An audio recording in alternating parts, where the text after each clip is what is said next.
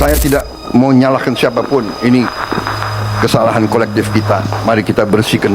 Makanya saya katakan aparat pemerintahan kita gunakan ini untuk membersihkan diri, untuk membenahi diri sebelum nanti rakyat yang membersihkan kita. Lebih baik kita bersihkan diri kita sendiri. Rakyat Indonesia sekarang tidak bodoh, mereka pinter-pinter. Semua orang punya gadget. Sudah lain, ini bukan 30 tahun yang lalu, ya kan? Ini bukan 20 tahun yang lalu. Teman-teman, aku mengucapkan terima kasih banyak atas dukungan dari kalian dan kekhawatiran kalian untuk selalu ngecek apakah aku baik-baik aja, apakah aku aman. Dan bahkan kadang-kadang kalau aku nggak ngepost story atau nggak ngepost reels gitu ya, teman-teman langsung kayak apakah ini aman nggak, dan kalian mulai kontak ke orang-orang terdekat aku gitu. Aku merasa sangat terharu ya, dan merasa sangat disayang gitu sama kalian semua. Jadi terima kasih banyak atas kasih sayang itu, terasa sangat hangat di hati aku. Hari ini aku udah bertapa. Aku udah melakukan meditasi. Jadi biasanya kalau aku untuk menetralkan lagi energi-energi dan lain sebagainya, aku akan pergi ke alam, ke hutan, dan aku akan jalan-jalan, aku akan ngobrol sama diriku dan lain sebagainya. Nah, aku mau sharing aja nih sama kalian gitu dari hasil renungan aku gitu ya hari ini, teman-teman. Kalau sampai ada apa-apa yang terjadi kepada aku titipkan kepada kalian segala perjuangan-perjuangan untuk benar-benar membangun bangsa kita sampai bisa menjadi bangsa yang maju sesuai dengan potensi yang kita miliki. Dan kalau benar itu terjadi, kalian gak usah khawatir, karena aku akan merasa sangat bangga dengan diriku karena aku berhasil sampai akhir nafasku mempertahankan moral-moral dan prinsip dalam hidupku, yaitu kejujuran dan juga akuntabilitas. Dan bahkan saat ini aku bangga banget bisa ikut menyuarakan keresahan-keresahan yang ada di hati kalian, dan aku diberikan kesempatan karena mungkin aku tidak ada di sana untuk bisa menyampaikan suara itu. Dan aku rasa semua energi yang aku punya sehingga aku bisa berbicara sangat lantang, itu semua adalah hasil dari doa dan energi yang kalian kirimkan kepada aku.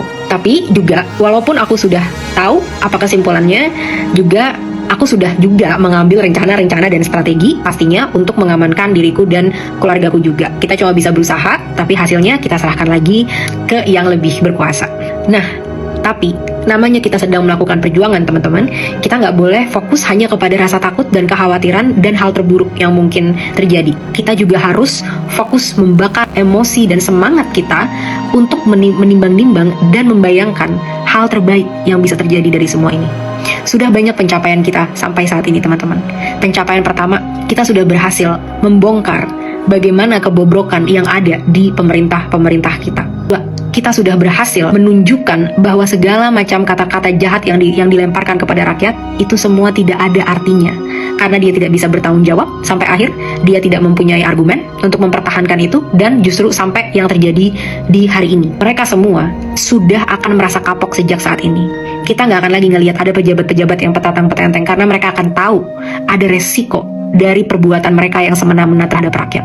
Kita sudah menang di jalan sana. Yang kedua, suara-suara yang telah kita sampaikan juga sudah membawa banyak perubahan. Kapolri, Presiden, semua bergerak cepat untuk mengadili oknum yang telah menghilangkan nyawa pahlawan demokrasi kita, Afan. Mungkin pengadilannya memang tidak sesuai dan lain sebagainya, tapi mereka sudah bertindak cepat. Setidaknya, yes, masih bisa lebih baik lagi, tapi setidaknya mereka sudah bertindak cepat. Ketiga, aku melihat beberapa hari ini pemerintah lebih cepat dibandingkan beberapa tahun ini ya, karena mulai tuh, oh ya tiba-tiba fraksi ini, fraksi itu menyetujui penghapusan tunjangan-tunjangan dan lain sebagainya. Kemana aja mereka semua? Karena apa? Perubahan hanya bisa terjadi saat terus kita tekan dan ada konsekuensi kalau mereka tidak melakukannya. Jadi teman-teman, bayangkan kalau ini memang benar-benar diimplementasikan, kita membawa perubahan yang sangat besar untuk hidup kita dan juga generasi mendatang, dan tidak akan berhenti sampai di sini. Kita akan terus melanjutkannya. Jadi jangan khawatir, apapun yang akan terjadi, apapun yang terjadi kepada aku mungkin, atau siapapun ya, semoga nggak keluarga ya, apapun yang terjadi kepada aku titipkan perjuangan ini kepada kalian. 280 atau 290 juta masyarakat Indonesia, lanjutkan perjuangan aku, dan jangan pernah kita jadi lagi generasi-generasi yang mau melakukan praktek korupsi, yang mau merampok rakyat, yang gila hormat, yang arogan, yang budayanya sangat feodal dan selalu minta dihormati. Kita putus mata rantai budaya bobrok yang sudah menghancurkan negara kita ini. Bersama-sama kita bisa, dan kita fokus terhadap apa yang mungkin kita bisa capai bersama-sama. Terus kita tuntut, teman-teman, 12 tuntutan kita sebelum 5 September tengah malam.